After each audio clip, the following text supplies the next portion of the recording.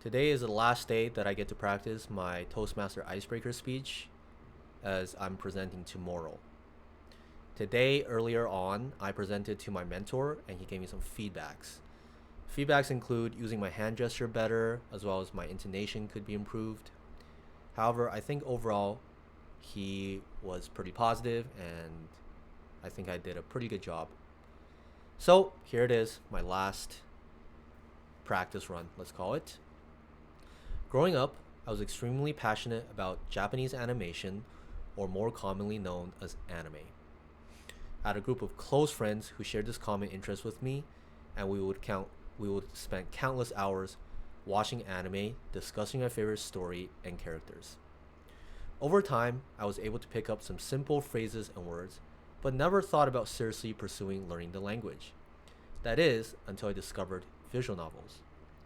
Visual novels were a mixture between anime and novels, allowing me to deep dive into captivating worlds that I had never seen before. However, there was one major problem. Most visual novels were not translated into English or even Chinese, leaving me with a desire to consume the original content. As a teenager, I thought to learn Japanese in order to access untranslated visual novels. I thought to myself, well, I knew Chinese, and I also knew that Japanese shared some of the same characters called kanji. This should be easy, right? I quickly got to work and searched up some online grammar guides as well as some other tools. However, as I started learning, I realized that this was much harder than I had anticipated.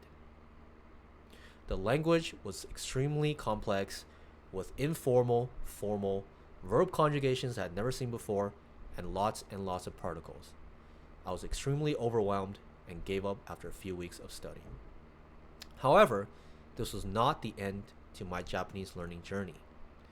During my second year at university, I picked up learning Japanese again. I'm not sure what motivated me this time, but I knew I had to give it another shot. At this point, I had consumed well over 100 days of anime. Yes, you heard that right. Over 2,400 hours of raw anime consumption. I was a beast. This time, I had a plan. I followed a blogger called Japanese Level Up, and in it preached a system using Anki, which are digital flashcard tools, combined with massive immersion.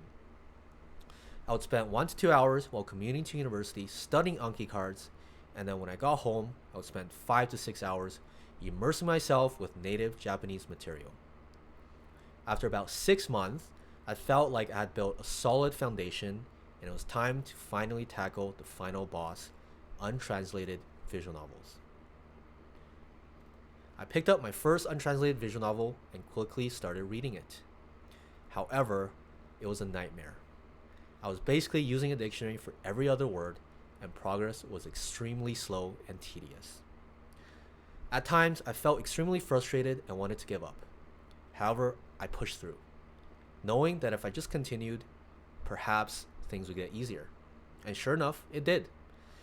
As I went through the visual novel, I could understand more and more of the Japanese in context, and after a few months, I was finally able to finish my first untranslated visual novel.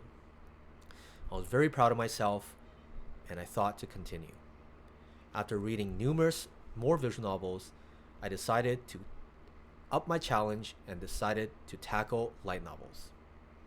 Light novels were basically full-fledged novels targeted towards young adults with slightly simpler language.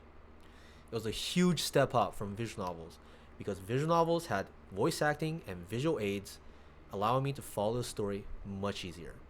Light novels, well, it was just plain text on a page. And as you can imagine, progress was extremely slow and tedious at the beginning again. However, with some experience under my belt going through visual novel, I knew if I just kept pushing through, I would eventually get better. And sure enough, today, I can read a light novel and understand about 70 to 80% of the content without a dictionary. I still prefer to use a dictionary because it allows me to retain the language and learn much more. One of the most profound moments of my Japanese learning journey came when I picked up my old dusty iPod Touch. In it had some of my favorite songs from when I was still watching tons and tons of anime.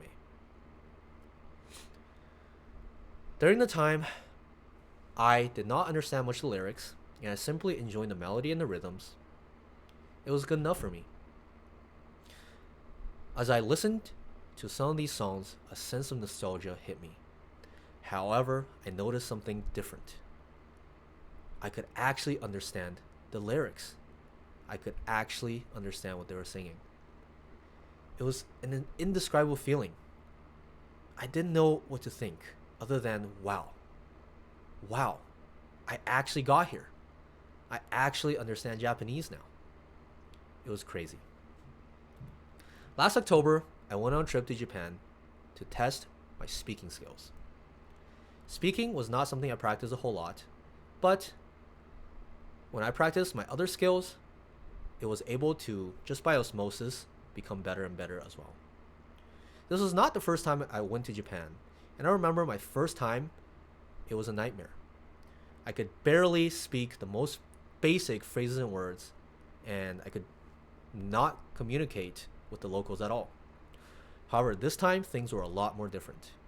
I could handle most daily interactions without much issues, converse with the locals, and had a very fun time learning Japanese and building confidence. My Japanese learning journey has been one of dedication, perseverance, and self-growth. It taught me to set a goal, follow a system, and just focus on input without looking at the results.